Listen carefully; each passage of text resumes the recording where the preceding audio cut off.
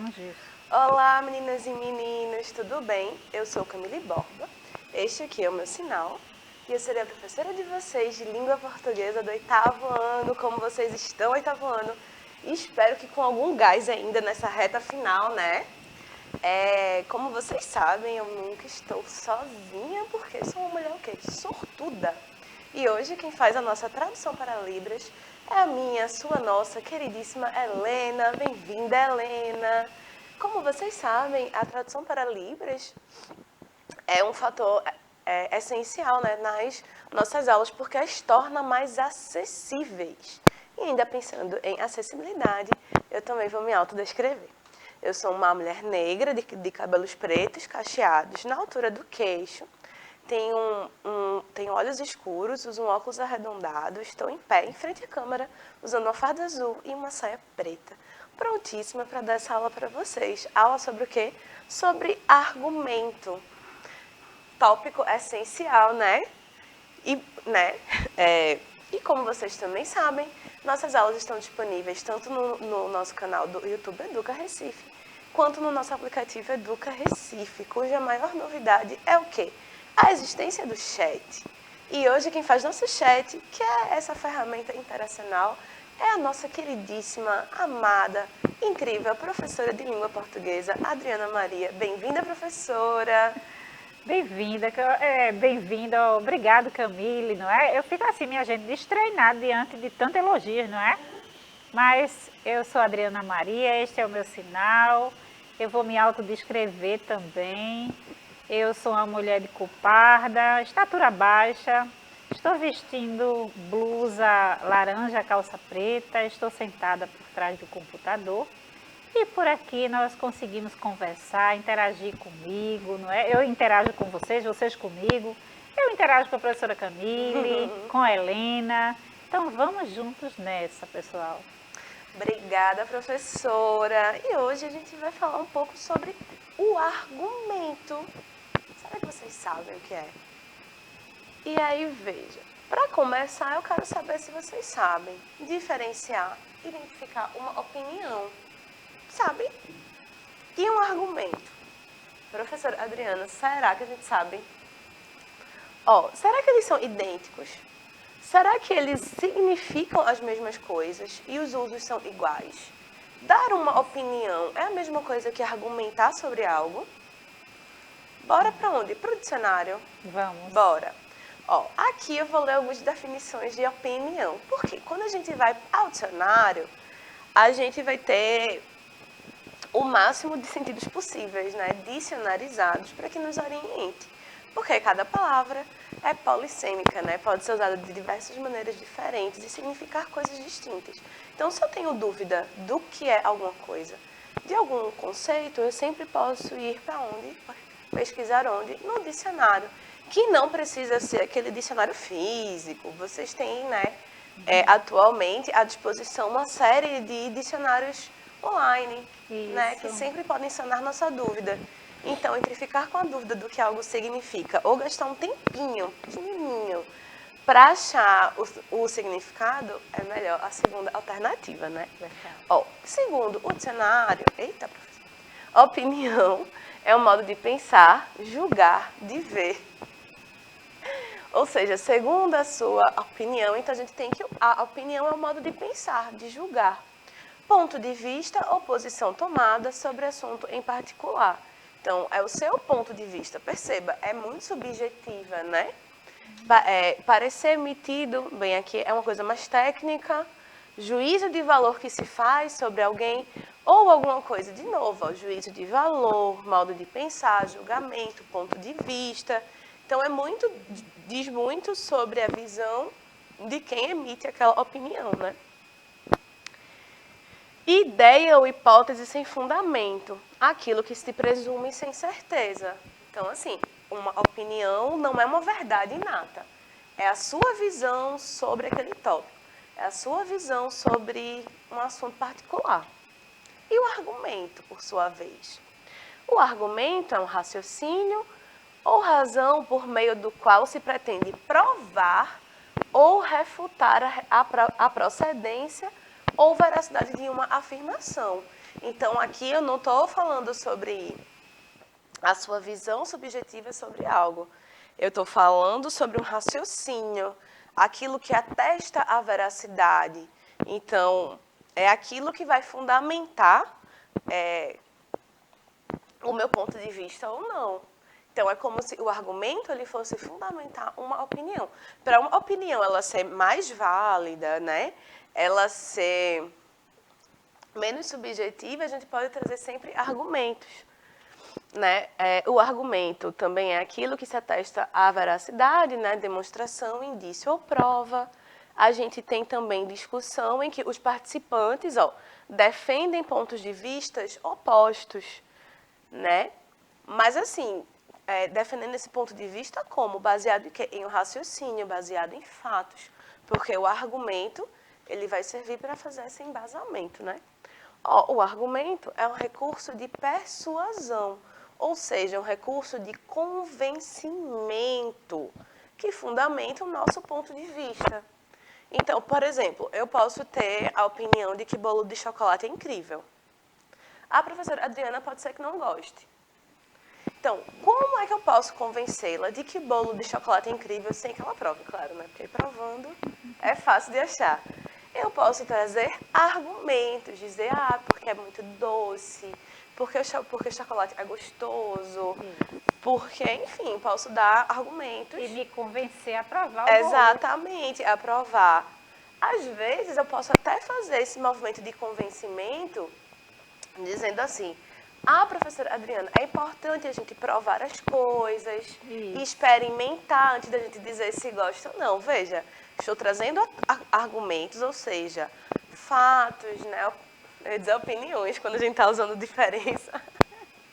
Fatos, verdades, para convencê-la a experimentar. Não necessariamente falando bem do bolo de chocolate, mas usando, né? Convencendo através da ação de provar, né? Então, aqui eu usei uma argumentação, né? Um convencimento. Os argumentos servem principalmente para provar alguma coisa, como um ponto de vista, uma decisão ou uma opinião. Então, é o que eu estava dizendo. O argumento, ele é aquele que pode fundamentar uma opinião, ou seja, tornar a opinião algo além do que mera percepção subjetiva, sabe? Do que mero ponto de vista. A argumentação pode ser conceituada, portanto, como ato de discutir, apresentar propostas, pontos de vista, conduzir o diálogo de forma organizada, com o objetivo de persuadir ou influenciar.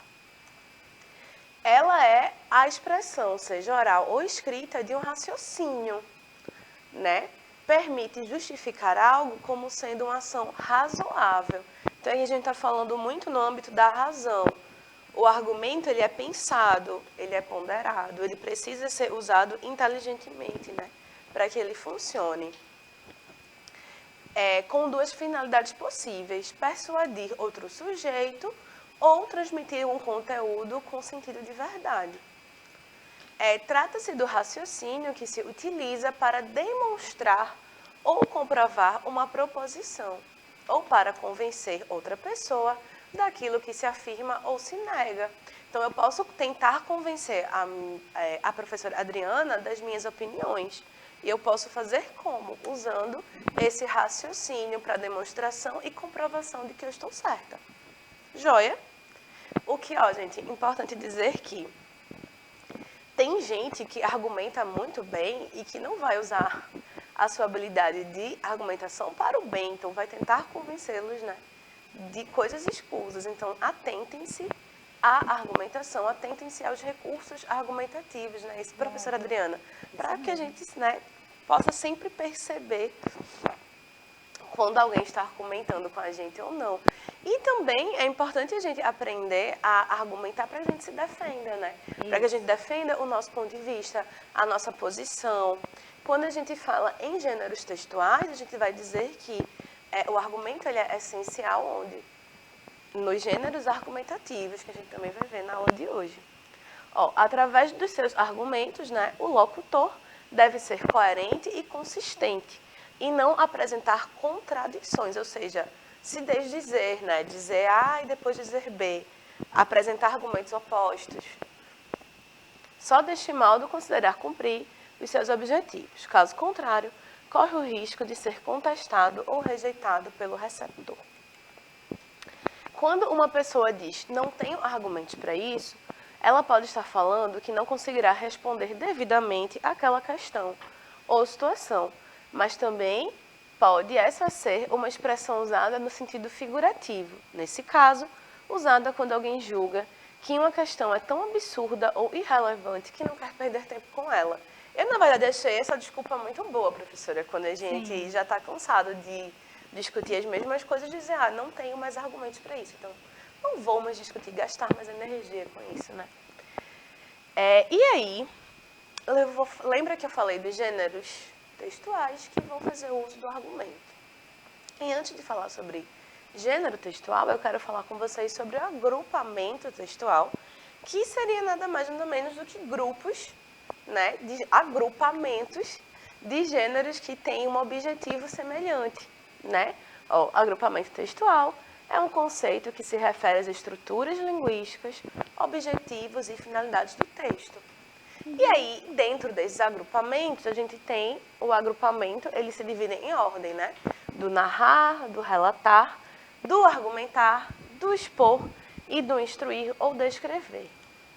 Então, quando eu digo que existe uma ordem, um agrupamento textual da ordem do argumentar, eu estou querendo dizer que o principal objetivo, a principal função desses gêneros, né, o motivo deles existirem discursivamente é justamente o da sustentação, refutação e negociação de tomadas de posição. Então, como exemplos, a gente tem os textos de opinião, carta ao leitor, dissertação, debate regrado e etc. E aqui eu trouxe o argumento para a gente pensar um pouco nos gêneros textuais, né? O texto argumentativo é aquele que tem como principais características defender uma ideia, hipótese, teoria ou opinião, e o objetivo de convencer o leitor para que acredite nela. Tem uma estrutura bem definida, apresenta sua tese, ou seja, a sua opinião, né, o seu ponto de vista, o que você pensa sobre aquilo, e depois utiliza o quê? Justificativas. E essas justificativas são o quê? A argumentação, né? São aqueles elementos que você vai usar para defender a sua opinião, o seu ponto de vista, a sua tese. E alegações com o propósito de persuadir a sua audiência, ou seja, de convencer que o seu ponto de vista, o que você está falando, é correto. E aqui eu trouxe o texto dissertativo argumentativo, que é essa estrutura que é exigida, né, na maioria dos exames, tanto para vestibulares, universidades, como para escolas técnicas, né? Isso, professora Adriana? Legal, isso mesmo, professora Camila. Então, é muito importante, não é, gente? Quando a professora Camila começa a falar sobre argumento, né, ela traz para a gente o conhecimento que é necessário, né? Agora na dissertação escolar, quando você vai participar de uma avaliação externa, não é? Então, é muito importante para vocês, o 8º ano, rever essa aula, não é? E trabalhar, né, esse conteúdo com bem tranquilidade e aprender sobre isso. E assim, vocês são agora 8º ano, mas ano que vem, se tudo der certo, vocês serão 9º ano. E o 9º ano é aquela portinha de entrada para a realização de vários exames, né? E aí é importante que a gente conheça um pouco essa estrutura do texto dissertativo argumentativo. Veja, é um texto argumentativo. Então, eu preciso ter uma base de argumentos para construir meu texto. O texto dissertativo argumentativo é um tipo textual que consiste na defesa de uma ideia por meio de argumentos, opinião e explicações fundamentadas. Esse tipo de texto tem como objetivo central a formação de opinião do leitor. Assim, ele é caracterizado por tentar convencer ou persuadir o interlocutor da mensagem através da argumentação. O texto dissertativo argumentativo é dividido em 3 partes. Introdução, que é o momento em que eu vou apresentar minha tese, meu ponto de vista, o ângulo pelo qual eu vou abordar o tema. né?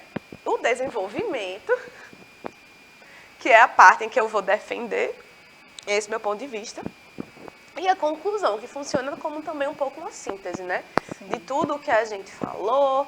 Há casos em que se exige uma proposta de intervenção, ou seja, uma solução para o problema. A introdução, ó, na introdução deve ser mencionado o tema central que será abordado no texto, de modo a situar o interlocutor. Então, a introdução é o que o nome já diz, né? Você introduzir o leitor no seu texto. É você apresentar a sua ideia inicial, né? Esta parte deve compreender cerca de 25% da dimensão global do texto. A gente tem o desenvolvimento, que deve trazer, né, todas as ideias mencionadas na introdução, devem ser desenvolvidas de forma opinativa e argumentativa. Argumentativa como? No momento em que eu uso argumentos para defender a minha opinião. Nessa parte do texto, cuja dimensão deve compreender cerca de 50% do mesmo. Então, a gente tem que pensar aqui.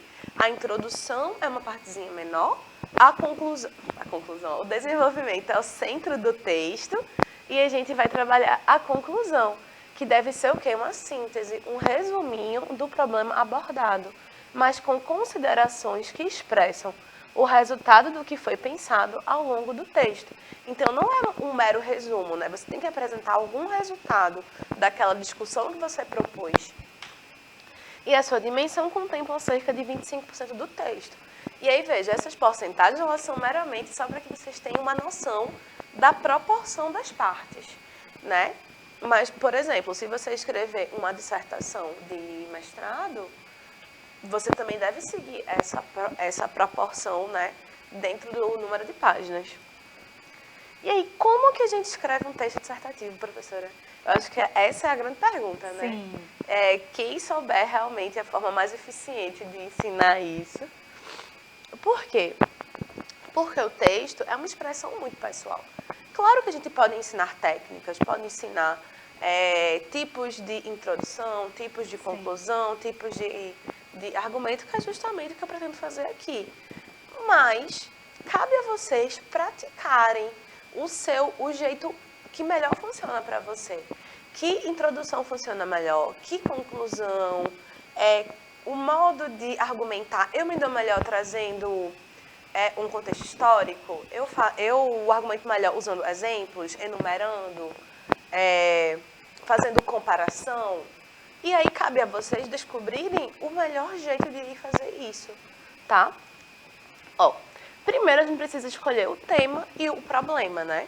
Escolher um tema para dissertar é o primeiro passo para produzir um texto dissertativo argumentativo. Nos vestibulares e provas do Enem, o tema da redação é apresentado através dos temas motivadores, que costumam trazer assuntos relacionados com o contexto atual. Depois de escolhido o tema, faz necessário refletir sobre o assunto para entender quais conhecimentos temos sobre isso. Então, primeiro, claro, a gente vai precisar do quê? Escolher o tema, né? Afinal, vocês precisam saber sobre o tema antes de falar, né?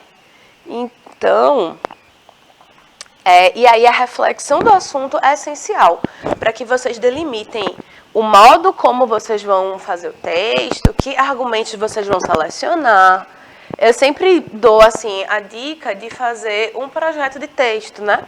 Um rascunho, uma definição prévia de como vocês vão abordar os tópicos. Aí, em resumo, isso quer dizer o quê? Qual o tema escolhido?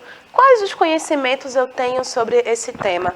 Às vezes a gente acha que não sabe nada sobre o tema, mas se a gente parar para pensar um pouquinho, respirar, ler os textos motivadores, a gente consegue extrair, né, um pouquinho que seja de uma autoria. Qual o problema específico sobre o tema que se pretende dissertar? Então, qual é o foco aqui, né? Aí a gente vai agora para procurar uma opinião e argumentos sobre o tema. O texto dissertativo argumentativo possui a opinião do autor sobre determinado tema. No entanto, essa opinião não deve estar expressa em primeira pessoa do singular. Então, você não se coloca como um eu, embora todo mundo saiba que seja você, né? Mas aí você vai usar, geralmente, o nós, né?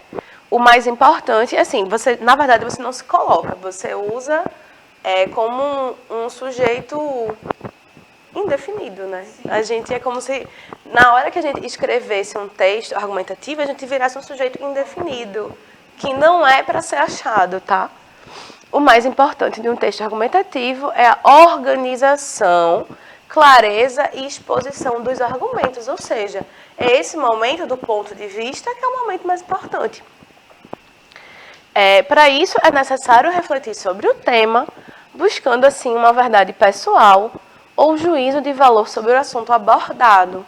Isso porque a opinião sobre o tema reforçará a argumentação.